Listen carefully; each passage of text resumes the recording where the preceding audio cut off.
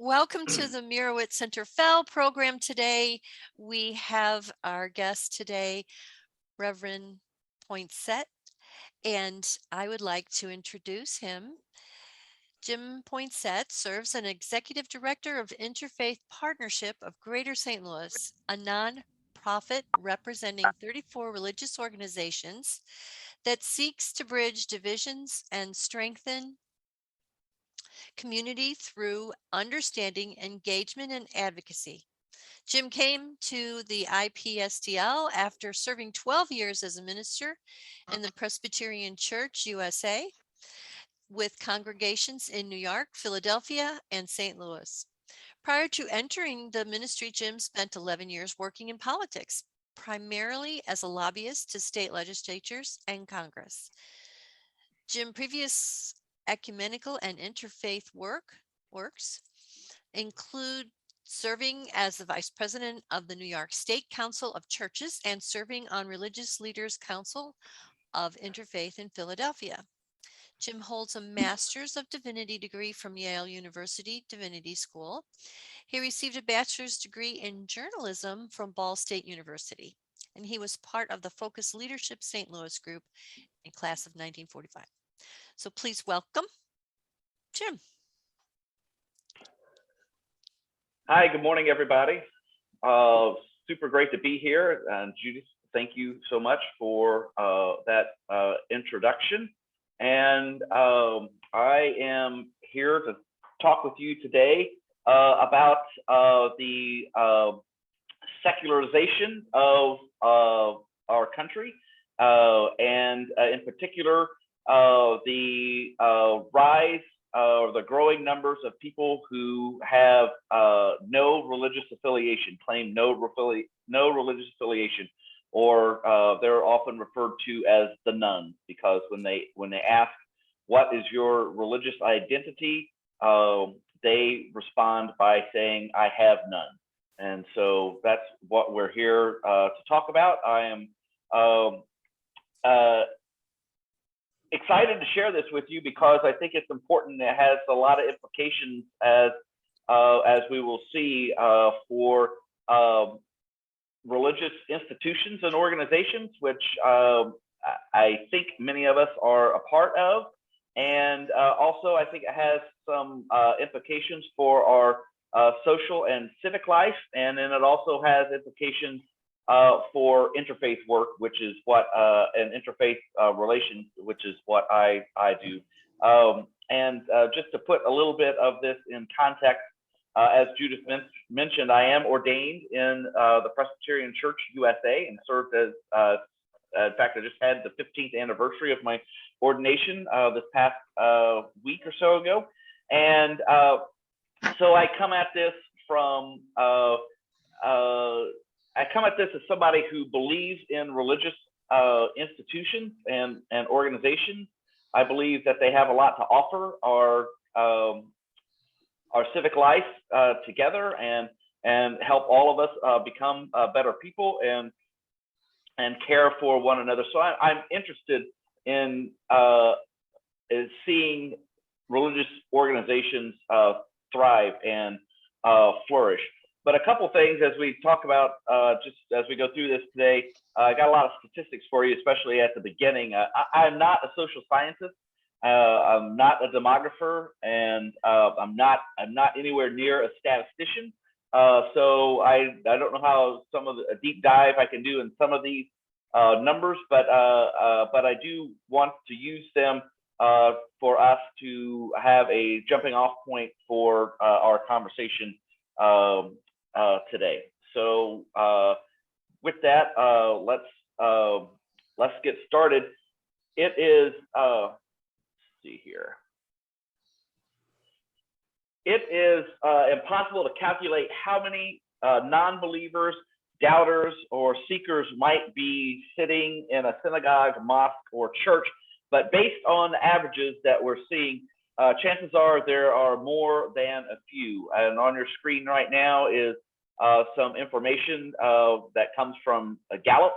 And this one, they're asking, do you happen to be a member of a church, a synagogue, or mosque? and you can see that that number has now dipped below 50% for the first time. And again, you see the downward trajectory of the numbers for people who are a member of a church, a synagogue, or mosque. Some other interesting numbers that have come out of this is that only 25% of Americans attend weekly religious services, and 27% of Americans said that they never attend a religious service. Both those numbers are increases over with the last time they studied such a thing. The research also shows that a third of people seldom or never pray, and less than half pray daily. And so, you know, that's not a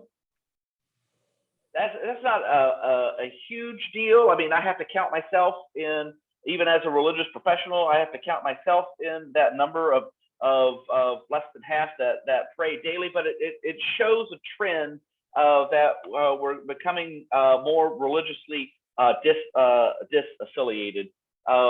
And here's one, and particularly the disaffiliation happens more and more as in the younger age groups. So you can see this red line at the bottom. That's the youngest age group that were included in this poll, and you can see, you know, it's a downward trend. A couple things to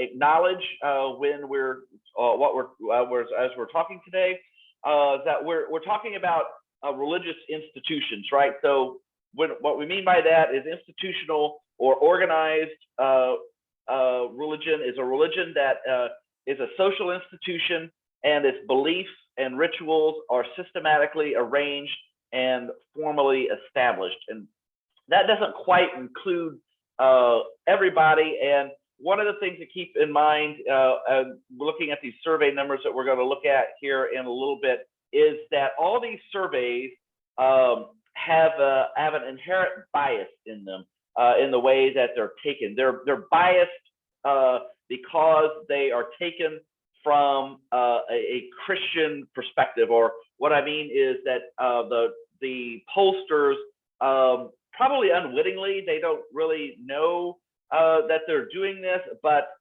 they tend to apply a Christian understanding of religious organization to all the questioners, and especially for Christian for pollsters and survey takers.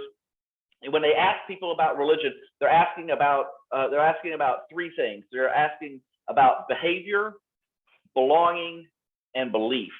So behavior is participation. How often do you attend? What is the frequency of prayer? Do you donate money to your synagogue or mosque or church? The second one is they ask about belief.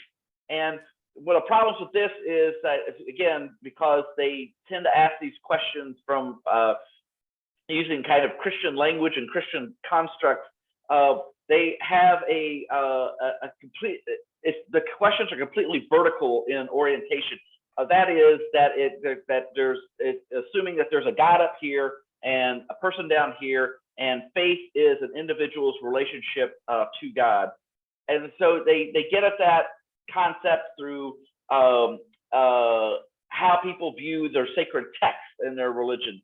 So, you know, so when it comes to that sort of vertical orientation, when they're trying to quantify belief, you know, there are lots of faith groups out there, particularly Asian faith groups, that that sacred texts don't hold as are not as central to their practice and their belief. And so a lot of other faith groups have difficulty answering that question. It's another sign that some of these surveys that you read about are biased or don't really tell the whole story. The third part is belonging. And this is just getting at the accuracy of the thing when they try to quantify the sense of belonging, because a lot of people still cling to their religious identity regardless of the last time they've been to a religious service of any kind. And so because that is ingrained in their psyche, they'll go ahead and check the box as their religious affiliation, but they may not be a regular a participant. And so all that is, we got to keep all that in mind when looking at these numbers.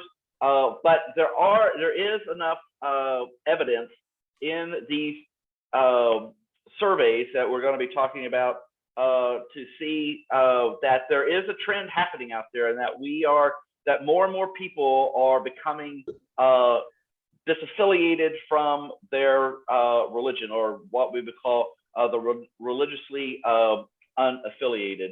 And this has prompted the rise of the nuns, right? So when people are asked in these surveys that are taken about their religious identities, the nuns were the people who self-describe as an atheist, agnostic, or nothing in particular. And you can see by the graph that's on the right there that that number from 2007 till just recently has really shot up. And now, so 1 in 3 people claim to have no religious affiliation.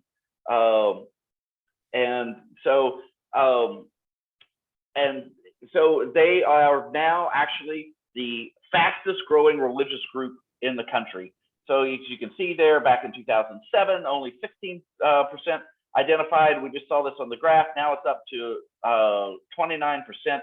And statistically speaking, the nuns now are the same size as the Roman Catholic and evangelical Protestants. They are statistically the same as the largest religious group in the country.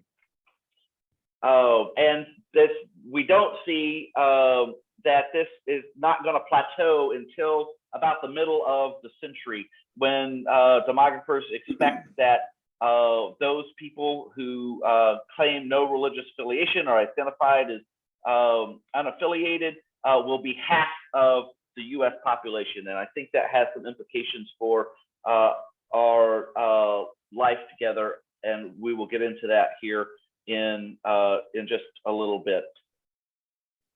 Here they are by generation, and as you can see by this is that the youngest group is by far the least religious yet, and so they're at the top of the screen there. That's what's known as Generation Z, and that group has been born from 1995 to 2010, and you can see that's over a third, and we still don't have full story on them because the ones at the tail end of that group are just now becoming adults. And so we once that whole cohort is in, it'll be interesting to see, and people expect that number to rise even more. And you can see then as as we go back in these generational labels, there's still people that still have a firm religious identity all the way back to traditionalists, and baby boomers are still, have a very strong religious identity. My generation, Generation X, about 1 in 4, but you can see how that just shoots up as we get to younger groups. So religious identity is or I should say religious demography is actually a zero-sum game, right?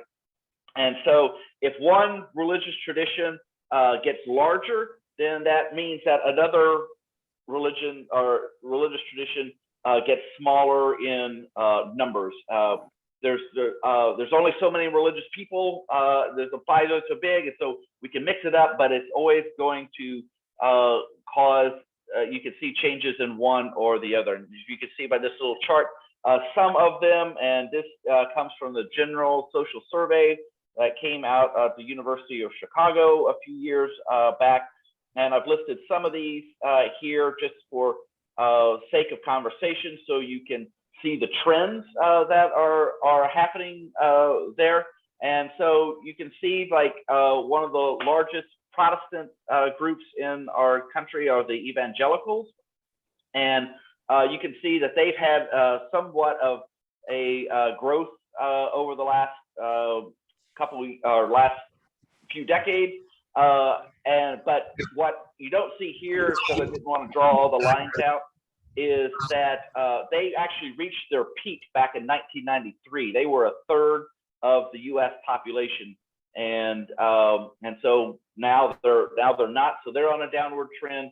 Mainline Protestant, that's what I am. For those of you that may not be familiar with who they are, those are the United Methodists, the Lutherans, Presbyterian Church USA, which I'm a part of, the Episcopalians, the American Baptist Disciples of Christ, and the Congregationalists.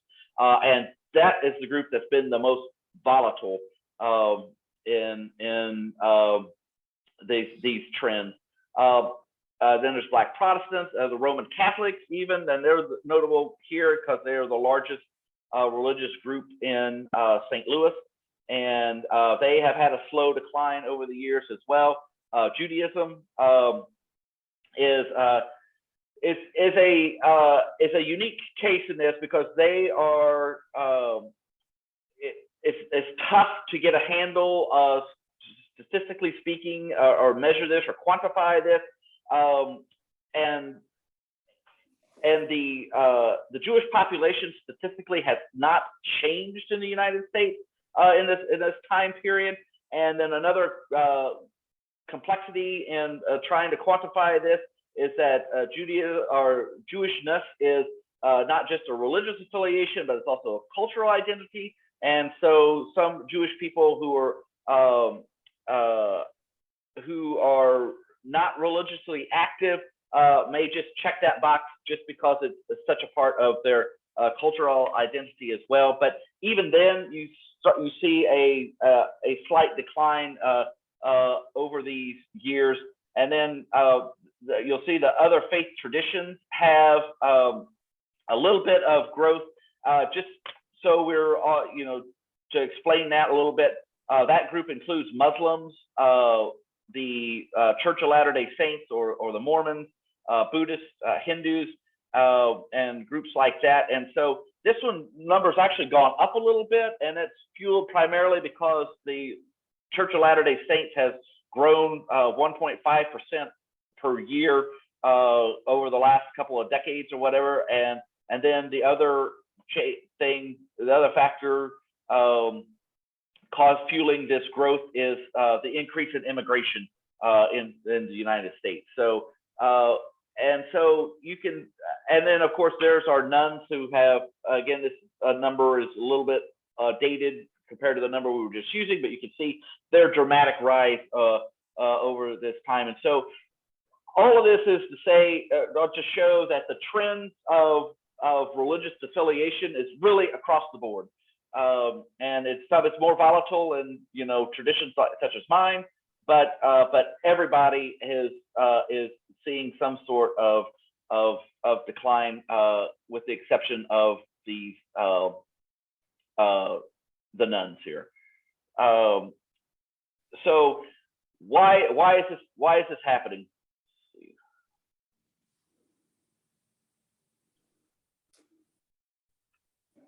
All right, so what are the reasons for religious disaffiliation?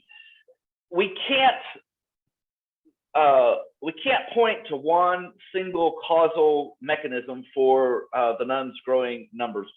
So look, here's the problem with social science. That the study of people is the study of people, and people are emotional, they're unpredictable, and they're completely unintelligible most of the time. So you never know what you're going to get when you do these things. But according to this author, these are some of the primary reasons that social scientists think about when looking for reasons for social or for religious disaffiliation. The first one is secularization. And so this is a theory that contends that as a society gains higher levels of education, they attain more and more economic prosperity and achievement, then the result will be a gradual move away from religion.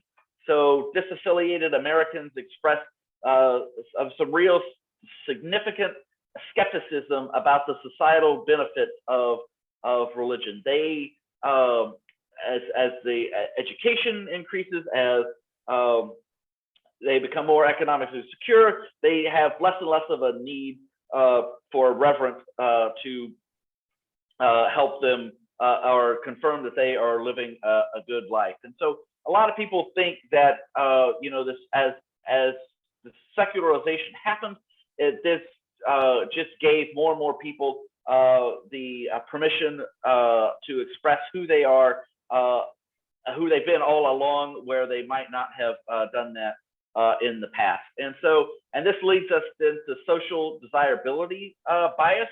And this is a nice way of saying that people lie. So despite that more and more people, Americans, are indicating that they are religiously unaffiliated, we still have a very strong sense of a civic religion in this culture.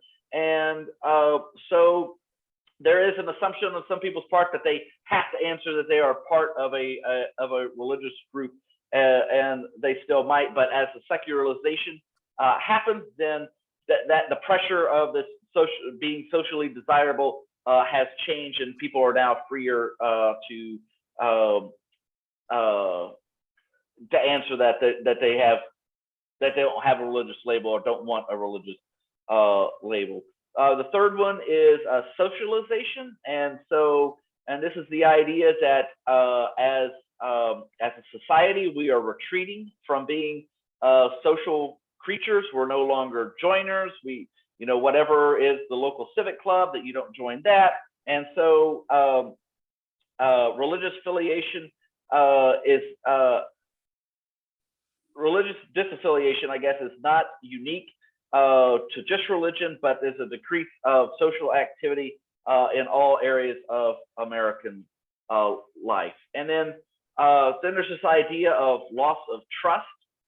People have just frankly lost trust in all societal institutions, but particularly religious ones. Gallup has found that trust and confidence in organized religion has plummeted for the past 2 decades. In 2021, only 37% of the public reported having a great deal or quite a lot of confidence in religious institutions.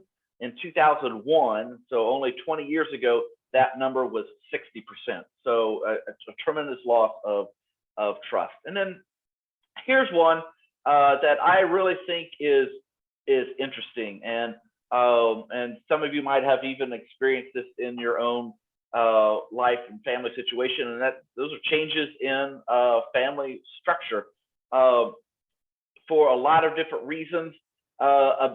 Young adults today have had entirely different religious and social experience than previous generations.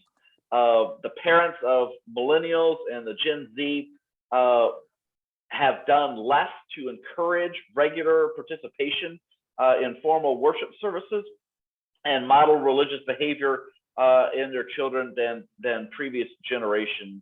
The groups of people then that are most likely to be religiously unaffiliated are people who are younger, who have not married and do not have children, which people are waiting longer and longer to get married, if they get married at all, and having fewer children if they choose to have children at all. In fact, and also a component of this is interreligious marriages. And so in 2014, the Council on Contemporary Families reported that the portion of individuals who marry a partner from a different religion has risen steadily from about 40% in the 1960s to over half, to 55% in the 2000s. And so all of this contributes,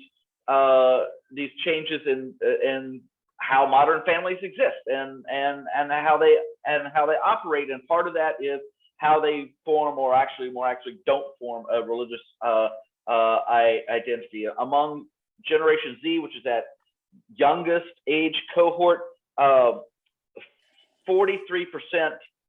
of them that are now religiously unaffiliated report that they were raised in a non-religious household. So just in a generation, there have been nearly half of those are non-religious households, and so just more confirmation or affirmation of these trends that we are seeing towards a loss of religious affiliation. So how do we engage these religiously unaffiliated? And so here we have some really contradictory information, which is I think super interesting. While 1 in 3 Americans no longer affiliate with organized religion, 90% of people still believe that God exists. And so it's it's kind of difficult to hold both of those things at once. And because if almost all Americans believe in the divine, we should not be seeing this steady rise in the religiously unaffiliated, but yet we still are. And so it's crazy. Well, it's not crazy. It's contradictory. And also another interesting statistic is like nearly 60% of those who self-identify as unaffiliated are fairly certain, or absolutely certain, that God exists. Yet almost the same percentage believe that belonging to an organized religion is not that important at all. And so it's really interesting. We think back to the implications of this, right? For all these affiliations, we think back to. So I come from a religious institution, and so I'm always concerned about these things. But we worry about that one of our 3 B's, behavior, right? Particularly what it means for the future of attendance and participation. If as a religious leader, of donations, how do these religious organizations still maintain their organization without money, pay the light bill if you were, and then the other implication for this is that if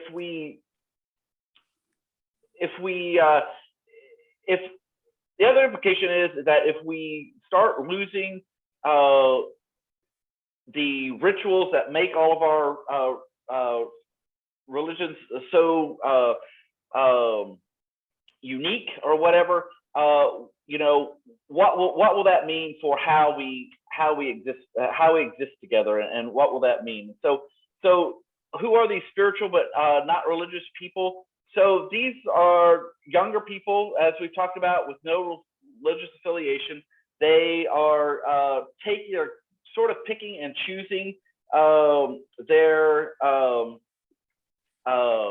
religious practices. So they will bring in Buddhist concepts to their Christian faith. They may attend Jewish activities at a synagogue, but even though they don't claim to be part of that community, but so they're blending all these traditions while not sticking to any particular one. But they also have this real desire for community. That's why you still see them engaging. They do crave ritual and look for ways to share that, and then they have a real desire or sense of social engagement, and so that means they want to be active in their communities. They want to make an impact. They want to help one another and make their neighborhoods helpful and be engaged in local issues. So those are some of their characteristics. So those of us that are interested in religious institutions and maintaining them, what can we do? Religiously unaffiliated or overwhelmingly disinterested in traditional notions of what it means to have faith. And instead of cleaving to one particular way of believing, many engage in this swapping of religious practices and kind of mix and match them. So this really is an opportunity for those of us that are in charge of leading religious institutions for some self-reflection. And one of the things that we have to do is to challenge our assumptions of what it means to believe and how we define growth. And so back to our 3 Bs, behavior, belief, and belonging. What does it mean to believe? Is it participation? Is it participation of every Sunday or Friday of the month, or is it less so? But they come to the children's activities, or they're part of preschool or whatever. And this other part of it is this: we have always assumed that belief or faith has a cognitive verbal consent. So do you read the sacred text? Do you repeat creeds and participate in those kinds of things? And if people are not interested in that anymore, maybe religious institutions need to challenge those assumptions and how they can meet those who are not interested in that. And then defining growth, right? I think that the trend for religious communities will be smaller communities. And so, it's like from my own tradition, right? Is it growth having the biggest steeple on the corner anymore, or can growth be measured in other ways? And also, the other trend is going to be do-it-yourself religion. So, do we even need paid professional clergy anymore? And if so, what will that look like? Because it seems like with these younger groups that each individual has their own project to figure out what it is that they believe, and they're gonna check into a variety of sources and hope to find others sort of like them on their way. But I don't think that they're just going to go into a big room full of other people and hope that it connects. That they're going to seek for more of it on their own. So how do religious organizations move forward? It seems like the religiously unaffiliated live in a space of permanent questioning. So I think the job is for religious organizations to help people recognize and help provide them with ways to give language for an encounter with the divine. And that looks like offering opportunities and space for experiencing community. So it might not be a Friday night, it might not be a Friday afternoon, it might not be Sunday morning, but it might be the kids' bounce house activity at a different time. And it may be the synagogue's men's club that meets on a Tuesday night. And so, build space for this experiencing community, which the religiously unaffiliated crave, and find ways to provide narrative and structure. Again, so these religiously unaffiliated are, in this state of permanent questioning, and we all, it's human to want to have a sense of purpose and a sense of meaning for their life, and the religiously unaffiliated are still searching for this, even if they eschew the labels of particular religious tradition. So finding ways to provide that in forms that may not look like what we all understand as a traditional worship service. And the biggest thing is, because there is such a desire for community activism in this cohort, is to engage engage them, provide opportunities for them to engage in significant local mission and activism. And so I think that's how religious organizations move forward. And I'm not sure what the future holds for organized religion. I think because that number is going to plateau at about half, there will always be a space for religious tradition. So this isn't the end by any stretch of organized religion as we know it, but it's sure going to get smaller, and it's going to look a lot different. And I think it will look like kind of a large, loose framework of these sort of grassroots, small little religious communities that may or may not be networked together.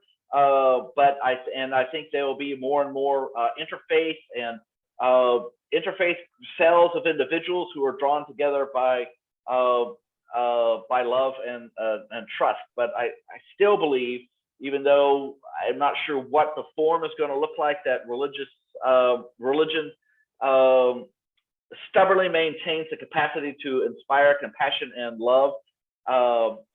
But I think all of us that are worried about these things think about these things for organized religion need to recognize that in an evolutionary sense anyway, species that do not adapt will wither and will die. And so it's important to recognize these things that are happening and figure out how we can still do what we do best by offering the richness of our traditions to help everyone, but particularly the people that eschew these religious labels, to, as that's on the screen, to relentlessly talk about doubt and faith and social structures, about the broken world and what we can do to repair it, and how we can be better and do what we can do to become good. So, and I hope that we are able to do it.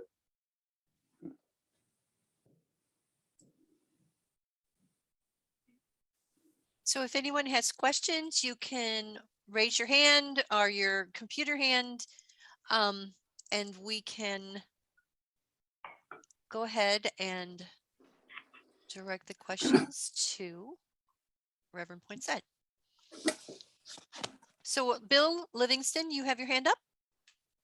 I do. Hi, Jim. Hi, Bill. Is there any information as to affiliation by education level? Are the better educated, regardless of age, more or less affiliated than lesser educated? Yeah, I think if we did the deep dive into the Pew numbers, they would break it out by that. I did not have that for this particular presentation, but I go back to what we were talking about, the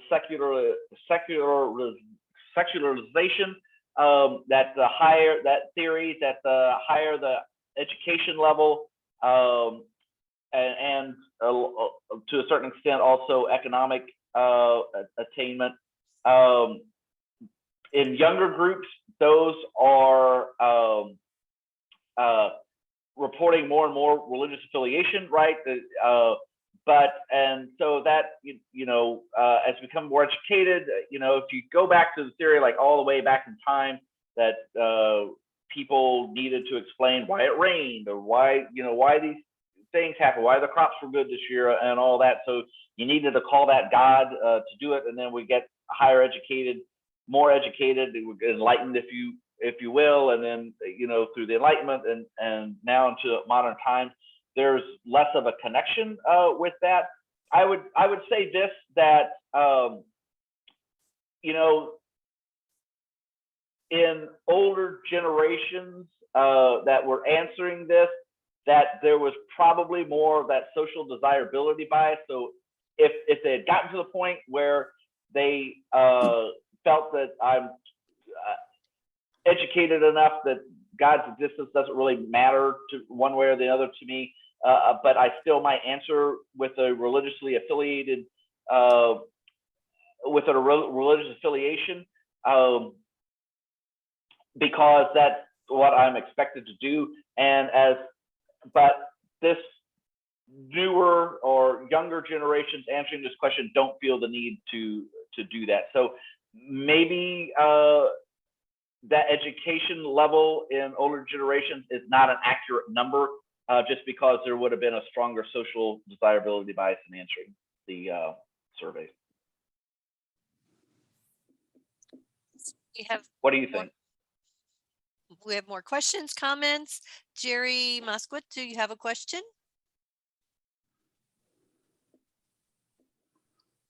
No, I'm afraid I don't. Okay, Phil. Phil has his hand up. One thing that I find that the religious organizations that I have participated in, and I've been a member of several temples in the St. Louis area. I really blame the leaders, and I'm sorry to say this, the leaders of the institutions don't really make them appealing to the issues at hand, and they speak about them, but they don't really actively get involved in trying to inspire people to action, inspire people to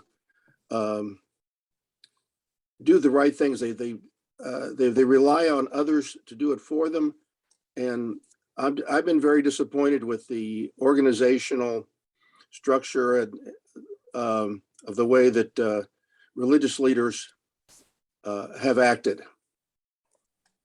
It's a conundrum to me about what's being taught in the training of religious leaders,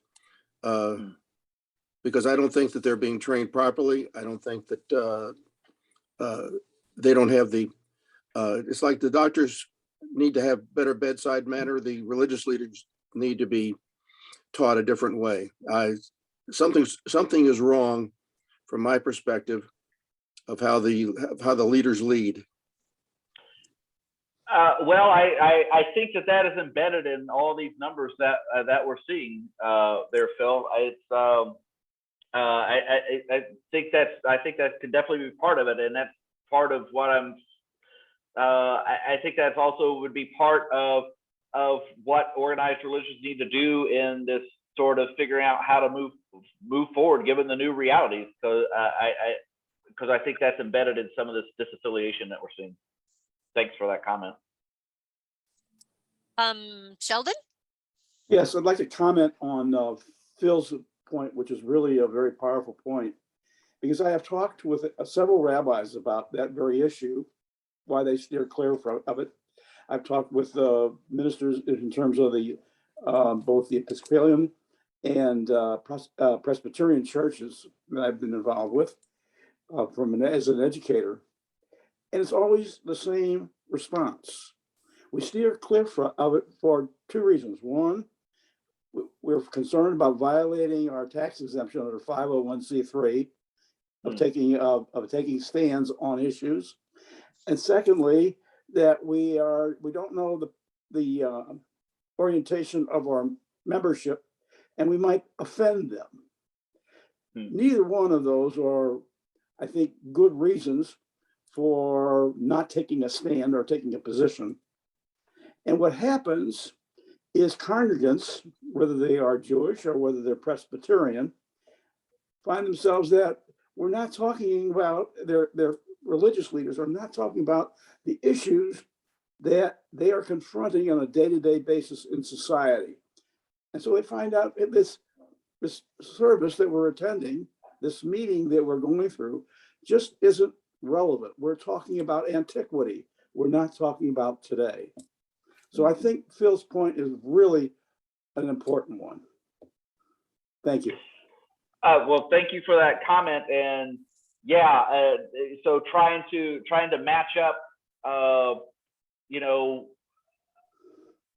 trying to meet the needs of these religious unaffiliated, right? They really have a deep desire to be socially active, to use the broadest term possible. And so, to tap into that is, you got to be able to take stands on issues and be involved in community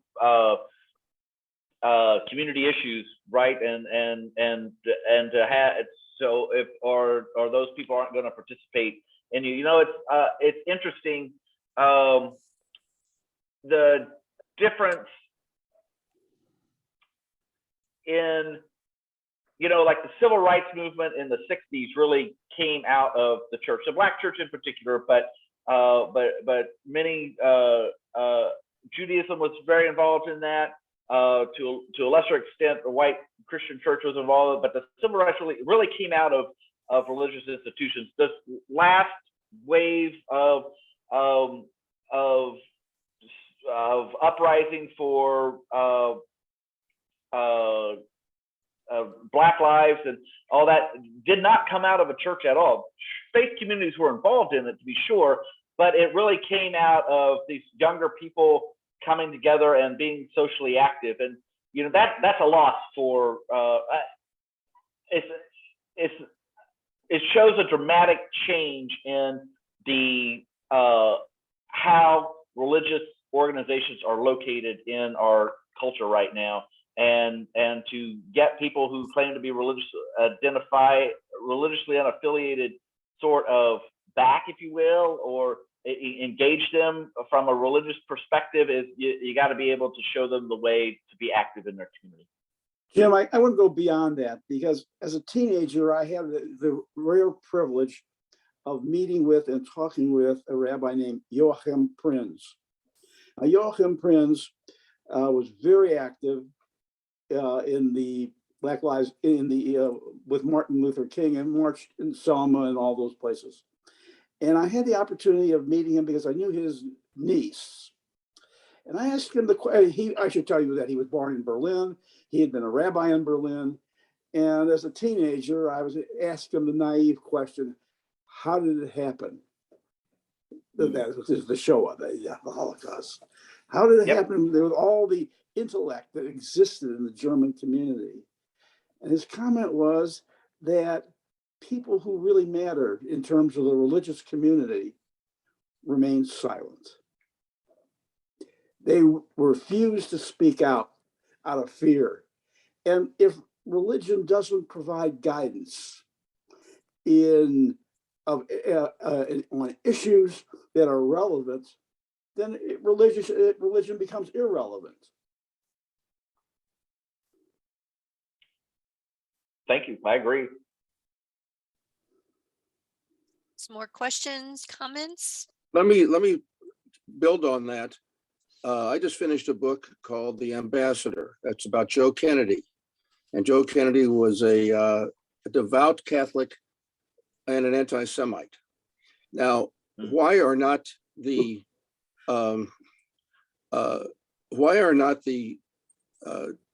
priests taught not to be anti-Semites or anti-Muslim, whatever it might be, and why are not those at the rabbinical schools or the teachers of the Protestants taught not to be anti-Semites or anti-Muslim? Or this is where we're going to head.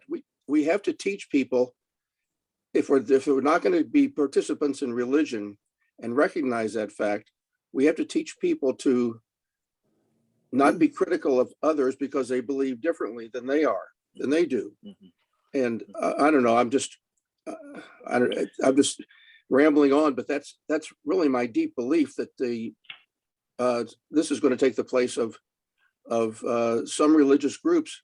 We have to and going to build on religion if we teach people not to be critical of others just because they believe differently than we do or look differently.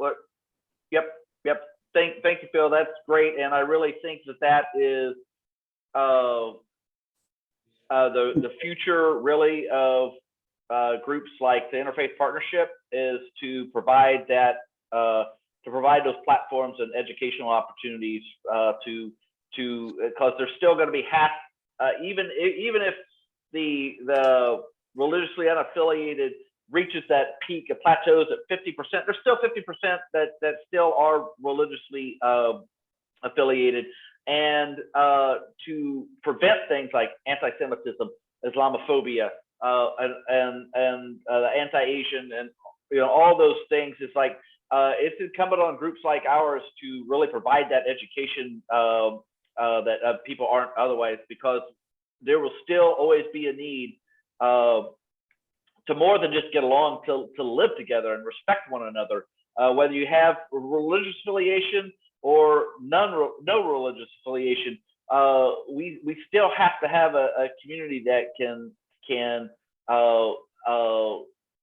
where everybody can flourish together as neighbors.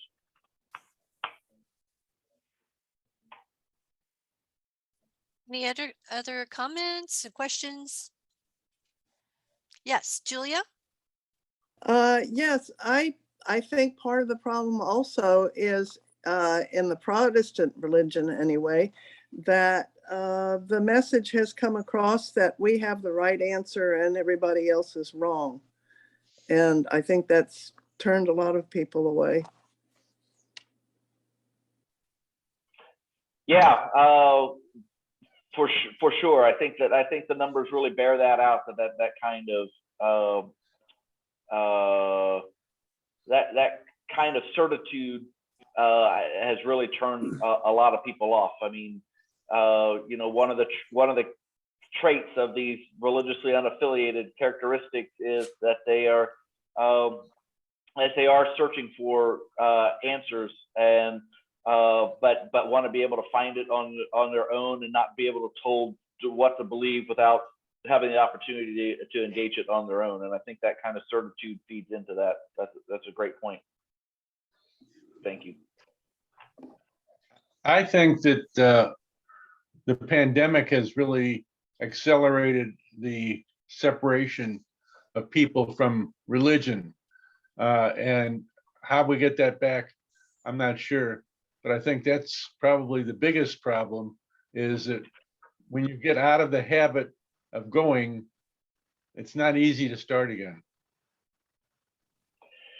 It's going to be real interesting to see as we supposedly come out of the pandemic. It's going to be really interesting to see how that impacts. There's nothing like being in person to build community, and Zoom has a lot of great things. I'm glad to be here with you over Zoom today, but there's something that's still, there's a component of that that's still missing that you only get being in person. And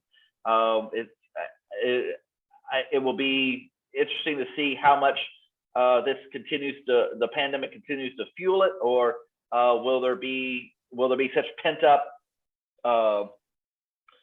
demand to be back in together once it's really safe and clear to do it, that everybody will go rushing back. It's hard to say. Bill Miller? Hi, Reverend Poinsett. Thanks so much for a great talk.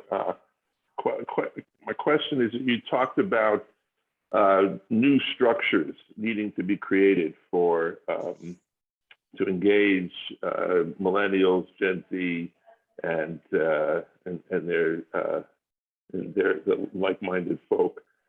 Could you give some specific thumbnail sketches of experiments that you've seen in different communities that you're familiar with, Christian communities or others, that specific thumbnail sketches that really have sort of made some opened some opportunities and made connections for millennials and Gen Zers, where sort of the establishment institutions may not have been able to do so. Thanks. Sure. Yeah. So I know there was a colleague of mine from Divinity School who started something in New York City called Dinner Church, and they would get small groups of people together, younger people, and they would get together and cook meals together, and then read sort of scripture and talk about what's going on in their lives as they were cooking and making this meal.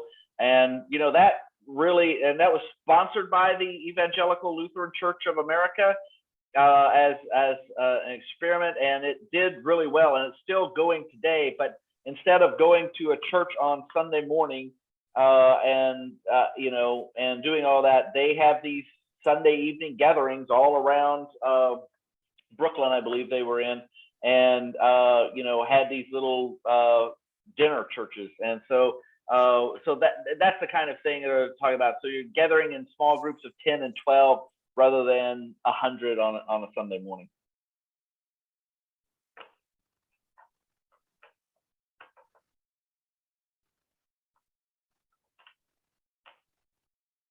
So do we have any other questions, comments? Reverend Poinsett, thank you so very much. It was a privilege to be with you all today. Thank you so much for having me, and the great comments and questions. It was a lot of fun to be with you. Thank you. Thank you so much. And, maybe we'll see a change once we get, like you said, come out of the COVID thing, but, and maybe we can have an additional discussion at a later point in time. So thank you so very much. We really appreciate you being with us today. Thank you all. Peace be with you all. Thank you. Thank you. Bye-bye, everyone.